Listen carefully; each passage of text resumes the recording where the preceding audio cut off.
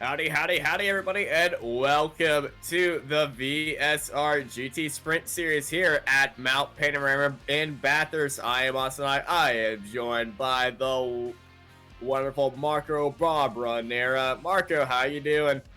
Hello everyone, hello Austin. Yes, finally here for this new round of the VRS GT Sprint season, and we are in week 8, Mount Panorama. This is going to be a tough race for these drivers, 40 minutes of running up and down this very very tough mountain. You don't want to miss this as we are sorry, that's a good start, as we are streaming live on YouTube, Facebook and Twitch. So the cars are already getting ready on the grid for the rolling start. Let's go quickly through your starting position with Ronnie Nunez in pole position in front of Elliott White, then Patrick Preuss, Sergio Medina in 4th place, and Luis Bibi, Carsten Thiel, Andrew Roos, Andres Lanza, Attila Tasci, real life TCR driver, then Martin Gazinski, Felix Quirnbach and Flavio Saturnino in P12. Then going down the grid, Fabian Seischeg in 13, then Alexander Godefroy in 14, then Rechtenfeld, Gombox in P16, Rimpel Sinkiewicz in 18th, Saxo Winand in P20, then Mietinen, Toldi, Bashki, White, Oscar Romero in 25th, Dan Blake, hello Dan, for Fury Sim Spot in 26th, Tommy Katira in 27th, one of the protagonists of the round in Sao Paulo, Gaetan Essar in 28th, and Ioke Shaw in P29, so a 29 car grid, as with great timing the pace car is rolling and we are getting ready to go. Like I said, 40 minutes. It's going to be a tough battle for these drivers, I think. We're expecting 20 laps in today's race, judging by my other experiences earlier on today in the VRS Championship. It's going to be a very tight, close racing. Well, close quarters racing. This track is very hard to make an overtake on in the mountain with all the twists, bends, drops, and just tight corners it has. So expect a little bit of contact to happen between the drivers, especially at the cutting, the dipper, and force elbows. Those are the three places to watch. But now the place to watch is on the main straight as the lights go on. And we're going racing, and Ronnie Nunez gets a good lead on Elliott White, as doesn't look like any craziness is happening behind him as they tow into Hell's Corner and down into Mountain Straight. Yes, just like a... Oh, Saxo is going around the Spanish driver in big trouble. Nice save from the Vodafone Giants competitor, but that was a very, very, very tricky moment as the cars tried to file somewhat in single file into the mountain section. Yeah, as they go into Griffin's bend, they're going side by side later on in the midfield, trying to gain any position, but as they're approaching the cutting, this is where it gets very tricky on the brakes. Meters get through there nice. I expect that through them, but I think we're going to have a little bit of a hold-up very soon as they approach Skyline. White closing in on Nunez. Remember, this is the first lap. As we're looking back from the Mercedes, back onto the Mercedes as they approach the S's and the Dipper. One of the trickier corners. I mean, that drop is scary. I mean, it's absolutely crazy the way the cars drop in that particular corner. But the leaders survive their first tour of the mountain as we go up the hill down the hill, sorry, into the chase. And these are the closest battles, as you can see in here. Tasci and Roos and Thiel, probably, yeah, the closest fight in the field. Actually, is Roos and Tasci, yes, as they are fighting. Let's go on board with the driver in the number 5 Mercedes. Real life driver Tasai going into the chase. He's following Andrew Roos up ahead. The number 5 and number 4 car. They both qualified down low. Andrew hasn't made up position, but Tasai has made up one position as they're coming into the last corner and down the main straight for one lap out of 20 here in Bathurst. So we had a car start from the pits, Godefroy, and he is coming into the end of the lap, while Sinkevičius also started from the pits. I have no idea if it made it out of there or not. As look at this as they go side by side almost into the right-hander, and Thiel, Roos, Tashi and Kirnbach are all very close. A small mistake, even the smallest mistake there. As a little bit of contact for the BWT car. Yeah, I think even the smallest of mistakes can cause a big pileup, and the driver, in this case Kirnbach, was very lucky in avoiding creating basically a roadblock, but now he's in the clutches of the Polish driver Marcin Gazinski. Yeah, as here comes Marcin. He looked up onto the inside of Skyline. Now I've seen very few moves up here, and this could get very dicey, especially down in the S's and approaching the dipper right now. Let's see if he can try to force a mistake right here, avoid that rear end. But this looks like the blockade run of Star Wars, honestly. This is such a tricky downhill. Nice quote there. I absolutely, big thumbs up from me. Maybe now Gazinski will have a good run, as the Ferrari of Lanza is coming into the picture as well. Mercedes power on Mercedes power and around the outside. Marcin Gazinski down into the chase. He is going to get that position. And also the Ferrari looking to make up another position. And he's going to drop again to the Mercedes of Citrino. Citrino around the outside, but he gets turned. Oh, no, that is so unfortunate. Krimbark turns him. And he's got some big damage. This pit stop will be very early, and he won't be able, I think, to make it home with this stop. He will have to stop again. Let's see a replay of what happened. Well, it's just a very great move around the outside. It's just a little bit too tight on the exit. We'll see if he left any room, but nah. Oh, someone else got a big hit there. Maybe it was Sajcek. Yeah, it was Sajcek in the Audi there. Got some damage from that. Let's see. Saturnino is going on, but very slowly, as he's been overtaken also by Saxo, who's sporting some damage on the rear end.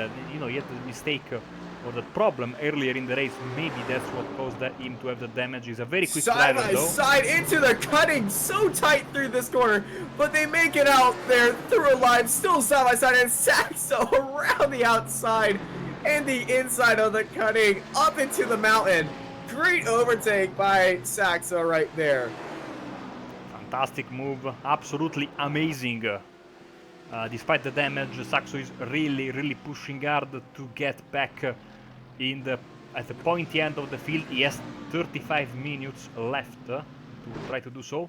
As at the front of the pack, Nunez is looking to pull away from his opponents, and he's actually moving very quickly in doing so. 1.3 seconds in front of Elliott White.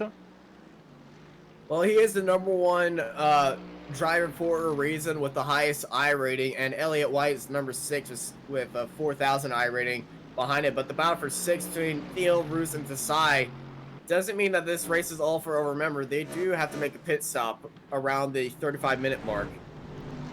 Yes, absolutely. They will have to stop. So now we will see if strategies come into play, as Roos is trying to get past Thiel in 6th place.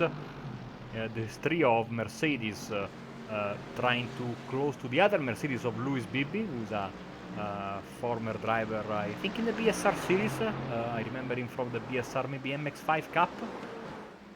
It's going to be later here on Apex Racing TV. Here we go. Nothing changing there. Ben. No, I'm seeing that bend in the front bonnet of the Mercedes of Roos. I wonder where that's from, but it looks like it's affecting his right front steering. It's a little tad bit, that wheel exposed. That wheel. Oh my goodness! Here we go. Here's the roadblock we were talking about. There's a car absolutely smoking like a 4th of July barbecue. It's Rechtenwald. And he has had some issues. He's not the only one. We have seen slow cars there. Saturnino, Romero, Winan. There's like a slow car. That's Winan there. He's parked the car. Okay, we need to see what happened, because that must have been. We got the back end of that. That must have been a big hit. Let's see if we Coming can. out of Griffin's Bend, Which let's was not take this. a look at Certainly not this. Yeah, this is the oldest today. All right, we're looking at Dan Blake for Fury Sinsport as they come into Griffin's Bend. He was caught up in the middle of this. That's a.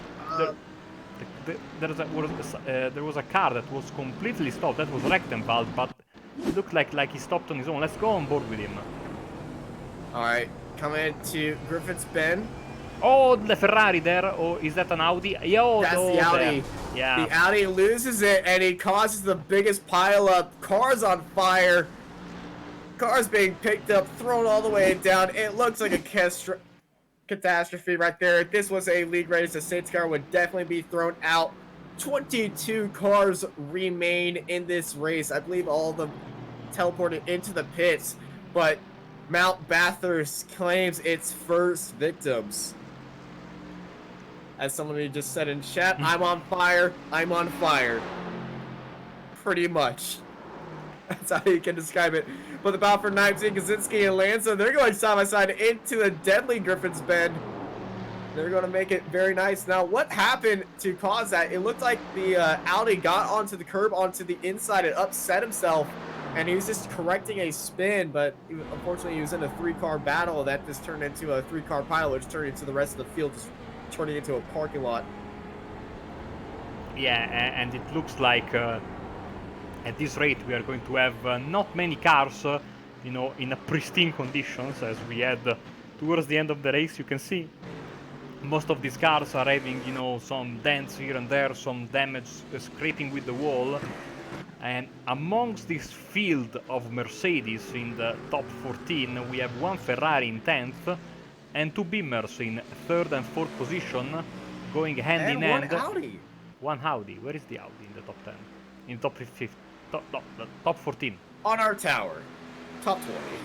Ah, I said top 14. Doesn't count. Ah, okay. But yeah, these 2 Beamers, number 2 and number 3, in the room, Preuss and Medina, going hand in hand, and actually, judging by their liveries, I guess they are teammates. Yeah, their teammates look very similar. They got the red bird, you got the blue bird. So these two carrying on in the exact same car, do what teammates do best: race close, provide a little bit of challenge, but don't overly pressure your teammates, because to finish first, to win the race first, you must finish, and they're having a little quote battle for third. As you see a limping car coming out of the pits. He's actually parked it on the pit exit. Let's see, maybe that is who's that? That's a good question. We don't know. We'll know later. Saturnino is making a move, coming up the field, passing Romero, and up into 17th place for the brightly colored Audi of Mercedes of Saturnino. Certainly one of the best liveries. I think we are missing the crocodile tonight, which is very sad if you ask me. The beautiful crocodile livery. Yeah, the fan favorite crocodile livery is not making an appearance, but Saturnino, I must say, after that lap one or two incident around the chase when he went around the outside and got unfortunately turned, he's making up pretty good ground. As they're going down the dipper and into Forest Elbow, all these guys, they're now focusing on less about overtaking and more just about making it across the line, as Dan Blank has lost the bonnet. His car is looking rougher than a Saturday night. So I think the bonnet was lost in the pileup there up the mountain, but seems like he had another problem here at the Caltex chase. Let's see what happened to Dan, as he might have went a bit wide. I would guess that car is certainly a handful to drive. Let's see if he's still going around. Yeah, he is. I'm on board with him. Let's take a look at his steering. Steering, Yeah, oval he is setup. suffering from suspension damage. I think that's an oval setup, you know? No, that is that is not recommended. Oh, He's poor Dan. put it into the wall at the cutting. I mean, he is really fighting hard with that car. That is very unfortunate for Dan. Hopefully the leaders are not cut up behind him as they go into the cutting right now. As I believe Dan is in around the same part of track, just a bit ahead of him. So we might have an interesting lapped car issue. There's Dan on top of Skyline, and here comes the leaders of Nuez and White. Well, really Nuez by himself, because White has dropped back 2.5 seconds.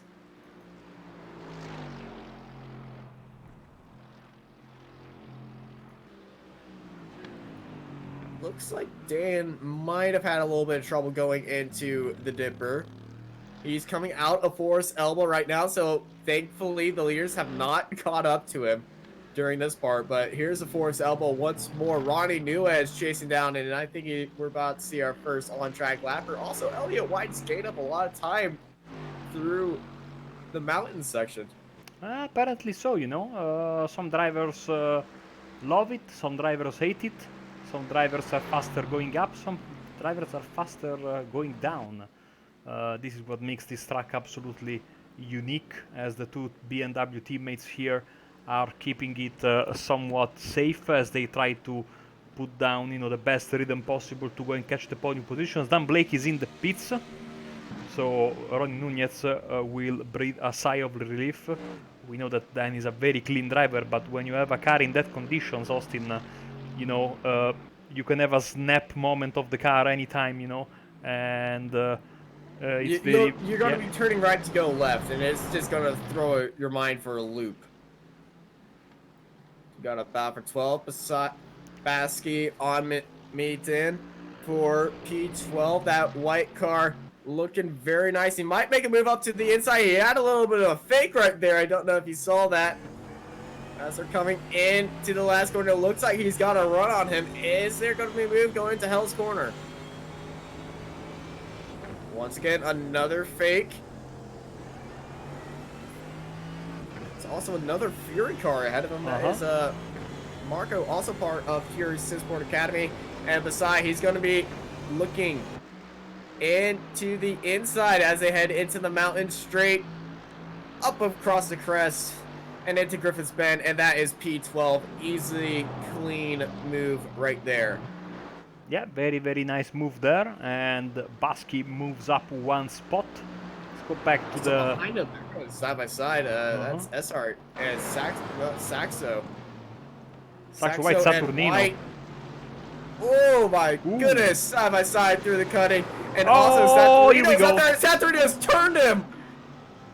Oh, that's unfortunate for White right there. Saturnino getting into another incident. The lights are flashing. We're looking back at Romeo from White's car, but that was insane. Yeah, I mean, that was so close to another massive pileup.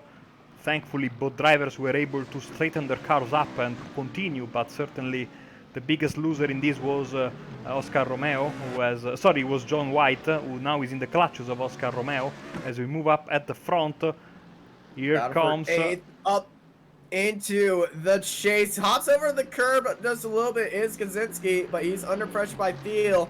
Thiel not wanting to get that place up, and he's going to try to go for a move around the outside, maybe send it up to the inside. Looks like he's setting up a move for the main straight and into Hell's Corners. Bobby Childs likes to call it Gordon Ramsay corner, but no, Thiel's going to take it easy through here and wait for to unleash that Mercedes power on the straight, as battle for fifth is full of a bunch of bent cars, except for Desai. Desai's car looks fairly clean. Hopefully I don't commentators curse him like you do. Yeah, I mean, no, I'm the expert in that. Me and Sam Fitzpatrick, we are number ones in that category. Sadly, oh! What happened there to Bibi? He almost like an hardware issue or something. Car, Yeah, that was a snap oversteer. He was in braking. The car wanted to turn, so he turned right, and the car just shot off to the right. It's just one of those instances. The car is so unstable with that damage. If we ride on top of him, he does not hit the inside wall, breaking into the cutting. That was all the car not wanting to go slow. In fourth gear, lifts off the gas right here, brakes, slides, wanted to correct it, it hits the wall. And he's having some bigger issues right now as he tows back to the pits. While we were watching the replay, I think that Lewis maybe some suspension. Oh, yeah, he missed up. Parked it. He taps the wall again. He was not happy with the car that's handling it. And let me tell you, if you're driving a car that's damaged in one of the tightest sections of track in all the world, you want a car that's perfectly aligned and wanting to do what you do. And as soon as that car behaves in a bad way, you just don't want to drive it anymore. So I totally understand why he goes into the pits. Caps update then. Nunez 2.7 over White, and Preuss and Medina are going, like I said, hand in hand. Then we have this battle here between Rose and Tashi for 5th place. Gajinski is in 7th position.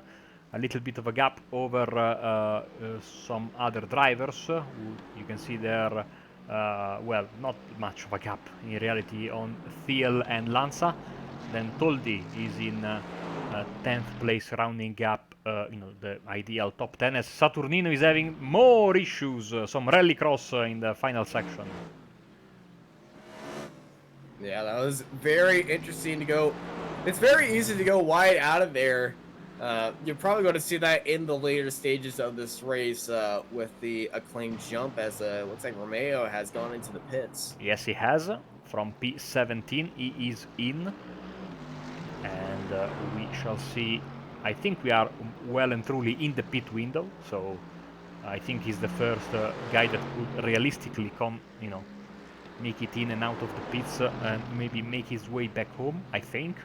As we're halfway into the race. The main pit window is around 30 minutes, so 26 to 30 minutes is where we're going to see most of the drivers make the pits. Some people rarely do the 50-50 way. Most people go into the 30-minute, 26-minute gap way. So that's where we're going to see most of the pits. But a few overthinkers are going to try to go into the pits right now if they have a big enough gap behind them, or they're stuck in a battle that they don't want to be a part of. I'm a bit, caught off guard because I'm used to commentate on 1 hour long GT3 races in the beautiful Sim Racers World Championship, which is going to be back in September on Wednesdays on Apex Racing TV. So, yeah, 20 minutes in there is, 1/3 the distance as Saxo into the wall there. Got a little bit loose coming into Forest Elbow. Yeah, just a bit. As Oscar Romero he almost had the classic Bathurst crash, I think. Let's see the replay. But he just came out of the pits too. That would have been disastrous if he went out into the wall. But I think this is just him getting a little bit wide into Skyline. Which you don't always tell the tale, when something like this happens. Look at that. Usually when you do something like that, your next destination is the inside wall there. But he got lucky, as Saturnino goes in the pits as we continue following this fight between Rose and Tashi as they go up the hill once again. Yeah, Tassi's following Ruse very well. Remember, real life driver. He's just going to take it easy, use his experience to his best. It looks like he has a bit of front damage on his front left, so his car might be a bit broken in a little ways, but that suspension looking nice. No steering damage that well as they're heading into the SZ, into the Dipper. Just seeing two cars flying through there in close proximity is always nice to look at. As they enter Forest Elbow, Tassai looked up to the inside. It's a overly ambitious move, I must say.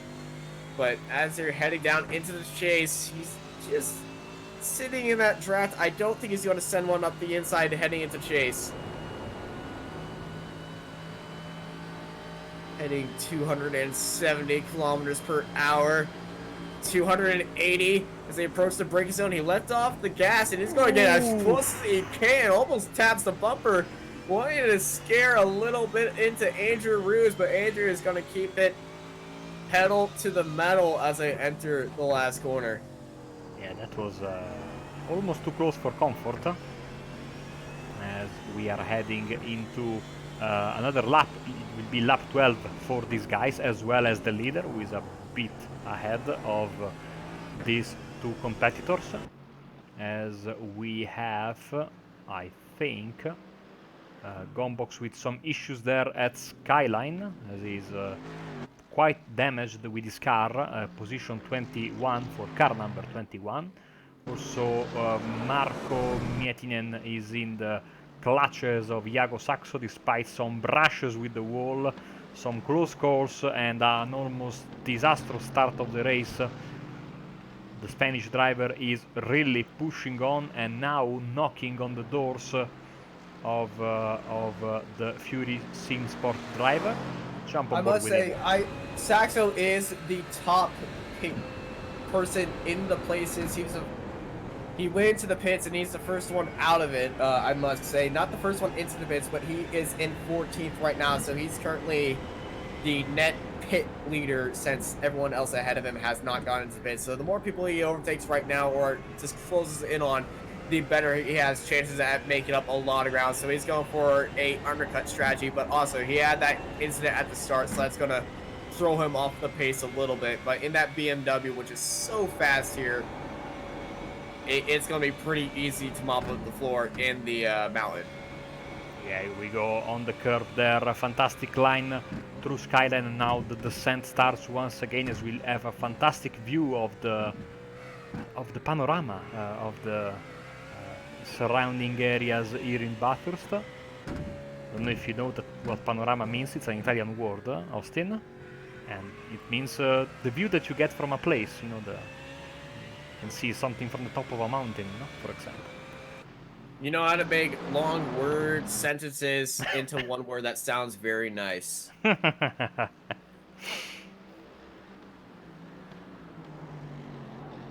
America, we just call that a landscape. Yeah, I mean, more or less it's that. I'm still surprised, you know, that racetrack in Australia has an Italian name. Partially Italian name. Oh, overtake there, because Baschi is heading for the pits in his Mercedes. Yeah, the pit window has just opened 25 minutes in. This is where you're going to see a lot of the drivers headed to the pits, as our pit stop bar is going to go nuts in the next lap. As we look back at the battle for fifth between Desai and Andrew Ruse. These two still going at it and leading each other on. Look how close they are to those walls. I mean, it's unbelievable to think that you can risk, you know, a lap after lap. We got a battle for second. We have I must say we do have a battle for second, so we should switch up to that. Nope, as soon as I said that, that battle has gone away, and it looked like Perse had actually a little bit of an incident, off-track excursion or something, but he was up on the tail end of Elliott White, and he's fallen back. So what's happened to that? What's happened to him? I don't know, but we almost had a big crash for Carsten Thiel here at the top of the mountain, and once again another lucky driver with a lucky escape here at Skyline. Woohoo! It's 2 for 2.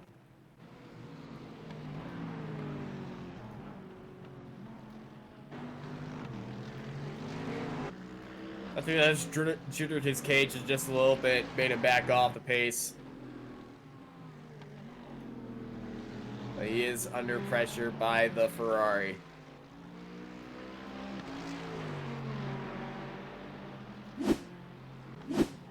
We go back to live images for the battle for 9th place? 8th place. Okay, Thiel on Lanza. Around Hell's Corner and down the front. Oh, Saxo, some more trouble for him. This is a big hit now, eh? Big hit now. Destroyed. Yeah. Maybe we can see a replay here. He was fighting with Mietinen there as they were going up the hill. So let's see what happened. Fury Sport car around the outside, heading into Griffin Bend, and that's just trying to maximize your in-turn corner just a little bit too much, and he got turned by that. I'm not sure. Yeah, the Fury Sport car, he did get a little bit of damage, but he avoided the wall and anyway to get more hit. But that was just trying to extend the track limits as much as you can to maximize your corner speed, even though he's on the inside of another car. A battle of very unhappy drivers. Romero and Saturnino both involved in some issues at the very beginning of the proceedings, and seems like Saturnino went past Romero, but Romero is not one to give up easily, so we'll keep an eye on this.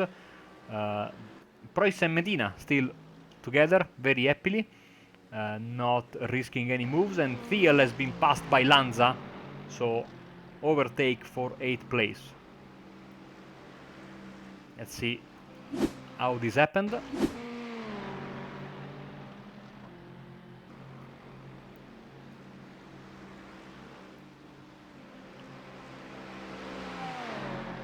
Heading into the chase, down the hill.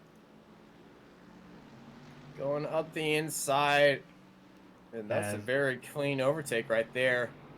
Lovely paint scheme. Yeah, I mean, that is a beautiful, beautiful example of an Itasha car. So, big thumbs up from me. Actually, this battle is going on, so we will stay on this beautiful car. As trying to see what's written on that car. Not going to be easy, because they are moving very fast, but I will do my best. As you try to decipher your words on the car, I'm going to focus more on this battle as they're heading into Griffin's Bend. Lanza breaks a little bit too early coming up in there. That's going to be very good for Thiel as he's going to close up heading into the cutting. Hopefully they don't try anything silly coming up into here. Both of them make it through the first part of it clean, but also the exit's very deadly as the Lucky Star car that Lanza is driving is looking as fast as ever. I can tell you that that means SOS Army. Oh, he just hit the wall. So yeah, that means SOS Army, but don't tell me the rest because my Japanese is dreadful. Okay. Well, he just hit the wall, so he might be screaming SOS for the pit crew because we just hit the 30-minute mark, and I believe our leaders are about to head into the pits. We're looking at Ronnie Nuez right now. He's approaching the pit lane, and he's going to take it. See, that's the beauty of having a commentator who does also some race preparation. So, great job, Austin. Elliott is in, Preuss is in, Medina is in. I suspect also Ruse and Tashi will be in as well. I think Tasai might go for another lap out. Wow, wow, you are the man. I totally didn't talk race preparations with a few of these guys for the race. I knew who would and would not be in, but in the race I was in last night, some of these guys were in here, and I talked pit strategy with them. But Tasai is going to inherit the lead, and he's going to push as hard as he can to get the jump and overcut on the cars that he was in battle with. So he's going to try to jump over Andrew Roos. But your new leader, Tasai, going for the overcut right now. And right behind him is your net leader of Ronnie Nuez, right behind. Absolutely. So we are expecting the Hungarian driver in very, very soon. Yeah, at the end of this lap, he's definitely going to be heading in. White with, I think, a creative pit entrance. Let's see. Do you just go wide, stay wide? Maybe we have proper shot from the chopper. Oh, here we go. Yeah, just a little bit too wide. Doesn't want to make the extra effort doing the American thing and just going for it straight on. Heck yeah, a little bit of off-roading. I'm sorry we couldn't have the miles per hour, but you know, this being a more international flavored broadcaster, we stuck with the, you know, kph for the speedometer. Hey, I'm okay with kph as long as the temperature is in Fahrenheit. Speaking of which, thank you for pointing this out. The weather right now, as we watch Tashi on his run, and then you can see it is basically 22 degrees in the air, 32 at track, so reasonably cool, not very hot. Also, we have to consider, of course, we are in winter in Australia, as Tashi comes in from the temporary lead, relinquishing into the runaway leader of this race, Nunez. So, I would have to say very nice racing conditions for these guys. Now, as he made his way into the pit lanes, I didn't see any personal best set by him into his timer, but I really want to be watching Andrew Ruse right now to see where he comes out of the pit stop. So here's Ruse. Decides at the pit exit, did he get the overcut with pitting after Ruse? Or does Ruse have the advantage? But no, Tasai's going to get the overcut. Strategy worked out for him in that way. And Andrew looks like he has some damage on his car. So, Atala Tasai using strategy to his advantage and maybe saying that he was held up a little bit by Andrew Ruse in that first stint. Made up the move into 5th place. Great job by Tasai right there. Yeah, I mean, he got creative and he got the rewards for it, getting into the top 5. So very, very, very nice strategy from Tashi, and he moves up into 5th. Now we will see if Ruse will be able to close the gap once again and maybe try and go for a move. Only battle on the track so far is this, long distance fight between Miettinen and Sar in 12th and 13th place respectively, as you can see them on the graphics on your screen. Miettinen sporting some damage after that contact earlier in the race with Saxo, who I think is officially out of the race, as he's still in a very, very long pit stop, so I think that's too much damage for him. As so we keep an eye on these guys, and let's give some love to our race leader, because Ronnie Nunez is really, really, really dominating right now. Almost 6 seconds lead over 2nd place. I believe Elliott White had some damage fixed in his pit stop. That's how that gap closed down to 6 seconds. Well, went up to 6 seconds, and Elliott had a little bit of a issue in the mountain on his in lap, I believe. But also, Ronnie Nunez is sporting a little bit of damage as well. Medina in 4th place had a massively long stop, and in fact he was running together with his teammate Preuss in 3rd place, if you remember, but he had a 14.5 stop in the pit stall compared to the 9 or 8 seconds that these guys are usually doing today. Maybe probably for damage. Yeah, fixing some. Maybe he knew that he didn't want to put. It was okay, of course, with his teammate getting 3rd. They had a good distance over 4th, so over 5th. Sorry. So they said, you know what, let's repair the car, and be happy with this place here, as Miettinen goes wide in the final corner, and still isn't able to close the gap on SR as we are heading to the final 4 minutes. So let me give you a reminder of what's coming next, because you can stay with us on Facebook and on Twitch, or you can switch to the iRacing Esports Network, because in around 25 minutes time at 7:15 GMT we are going to switch from the VRS GT3 series straight for the BSR MX5 Pro Series. It will be live from Snetterton. If you watched last night, you had a nice preview in the Amateur Series. But this will be, the big one, the Pro Series 4 races, which I think will guarantee also a night race, since we had night race in race 3 yesterday. And so, sadly, we will have to be very, very quick with ending the broadcast. We will give you the results, don't worry. But yeah, I need to take a very, very quick trip from Australia to the United Kingdom, and you know that It's very tough. We can do it, but it's very tough. Yeah, we got a couple rockets laying around, and we're going to strap into one. Anyway, as we head into lap 19, 2 laps go, 37 minutes into of this 40-minute session. Ronnie Nunez leads out this field by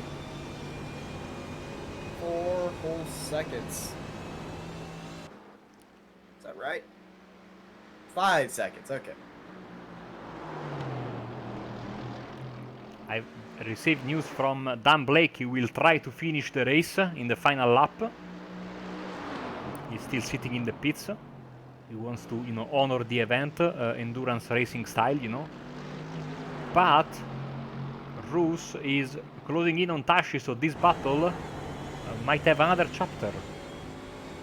Yeah, the pit stop overtake of Desai. He did have the pace coming out into the mountain on his in-lap, but Roos, someone never to give up. He's going to try to get that overtake as much as he can as they go into the S and down into the Dipper. And this section of course is just so beautiful to watch pro drivers go in through here. Because they go in there with so much pace and also with just so much confidence that it just makes it seem easy. And then when you do it, you hit the wall, flip over 500 times, and your car catches on fire. Yeah. I know from experience. Meanwhile, Ronnie Nunez is on the start-finish line. Sale La Blanca, white flag is out here in Mount Panorama. One more lap to settle the scores here in this fantastic field of GT3 cars. It has been another very, very nice Tuesday night in the GT3 series. And yes, one more time around the mountain as Roos deep on, yeah, very late, very deep. Let's see. I think he has 2 chances. The chase in the end of this lap, or if he gets a good run here, in the mountain section going up the hill. But I think Tashi has been able to create some nice gap by coming out of L corner in a very good way. Yeah, battle for 5th is still going on. Someone going for an end of the race pit stop, but he's two laps down, so I don't blame him. But as you're heading into the cutting right now, Ryan Nunez halfway through his lap of his dominated race, and we have to give him much camera time, so I think he deserves this as much as well. So one last time through the Dipper and in to the Forest Elbow. Dominating, clean race. A little bit of contact with some other people, but he had this one from start to finish as he heads down to the chase. And is he going to attempt the jump? Oh, well, we want a jump at the end of the race. I mean, if you're listening to us, drivers watching the broadcast, we want a jump. Nah. He's going for the clean win. I don't think he's had any off-track penalties or anything. I think just like one contact with the wall. But super clean race. One last time into the final corner and down the main straight. Ladies and gentlemen, you're a winner of the VRS GT Strength of Field Series. It's Ronnie Nunez. Right behind him, it's the American of Elliott White with Patrick Presue in 3rd.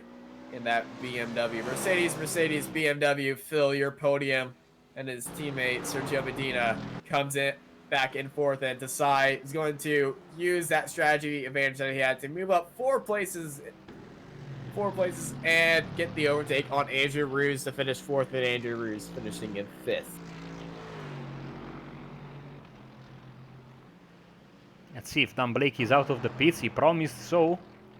And here he is.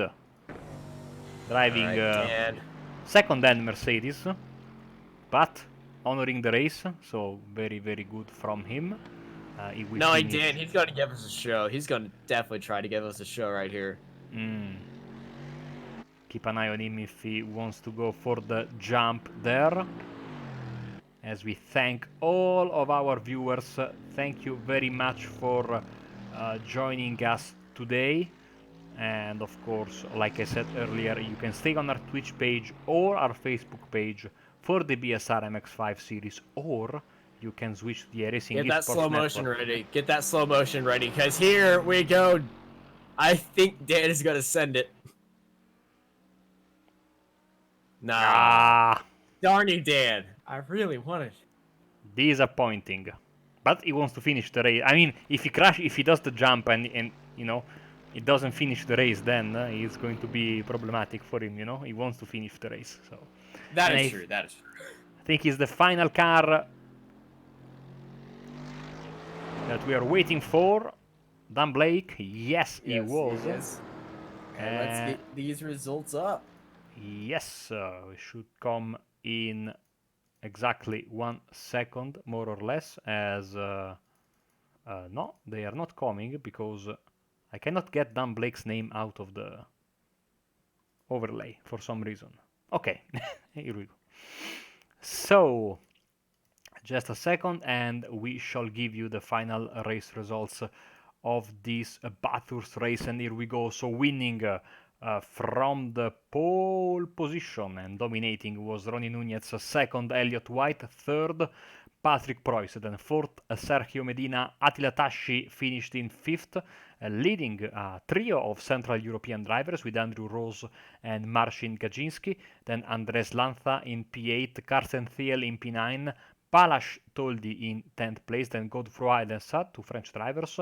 Marco Mietinen for Fury in 13th and John White in 14th. Saturnino and Romero, disappointingly, only 15th and 16th. David Bashki in 17th and Benediktas Sinkiewicz in P18. And then the drivers who had, other drivers who had more than an issue were Ferris Kirbach, he finished in 19th, and Mate Gomboc, he finished in P20, and Tommy Katila, Iago Saxo, these are the retirees. Louis Bibi, Dan Blake finished the race despite being 12 laps down. Gilles Winot, Joke Shaw, Fabian Seicheg, Thomas Richtenwald, Danny Rimpel in P29. And that will be that for this race. Austin, give you the mic for the closing of this broadcast. Thank you, everybody, to show up. Thank you, all the Jazz, for giving us a great show week in, week out. Always a pleasure to do the Straight to Field VRS GT Sprint. I'm going to head it off of there. Thank you, Marco. Enjoy your flight to Britain in about 15 minutes. And thank you, everyone, for tuning in. I'm Austin Knight, and I hope y'all have a great night.